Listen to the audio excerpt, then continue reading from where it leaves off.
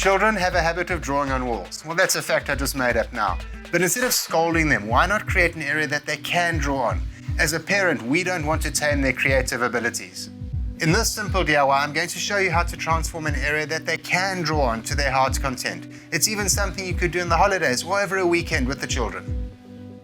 So for the painting of the wall, we're going to need a tape measure and a pencil, as well as a set square or a spirit level, some masking tape and a small piece of coarse sandpaper, and then some fired earth chalkboard paint. I've gone with the traditional black color. We're also going to need a brush or a sponge roller to apply the paint.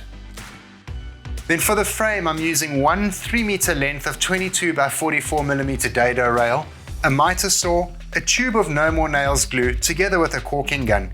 To finish it off, I'm going to paint the frame with some Heritage Carnation Pink. It's water-based and quick drying. Now the first step, obviously, is choosing an area we're happy to transform. In this case, it's in the bedroom. Before we go any further, let's get the drop sheet down. I want to protect these floors. So I've gone for a 700 by 600mm area, which I've marked and checked that the corners are straight. Now I can apply some masking tape and give it a quick sanding just to roughen the wall up a little so the paint adheres properly, and then wipe the dust off with a dry cloth. So now we can get painting, and these are both child-friendly products. They're lead-free, non-toxic, and as it's aimed at children, this paint is even bubblegum scented. You'll notice when we paint with a sponge roller, we get these vertical lines. They're formed off the edge of the roller. Just smooth those out. So our first coat is done, and not even I can stay inside the lines. We're going to need 2 coats, but while this dries, let's quickly shoot outside and cut and paint our frame. Now I find it best to mark the dimensions of the painted area on the center of the rail and make a small mark.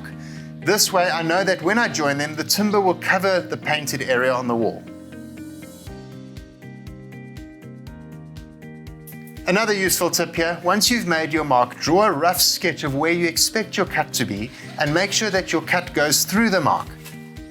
Now cutting mitres on profile wood can be a bit tricky. The easiest way is to remove the piece we've just cut and cut the opposite 45 on the off-cut piece. Basically, we're removing a small triangle from our length of wood.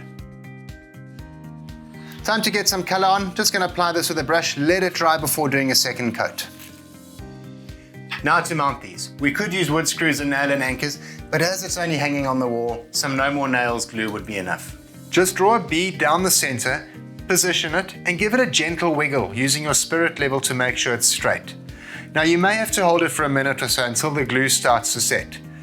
We can then do the same for the other 3 strips, and this allows us to fine-tune the corners.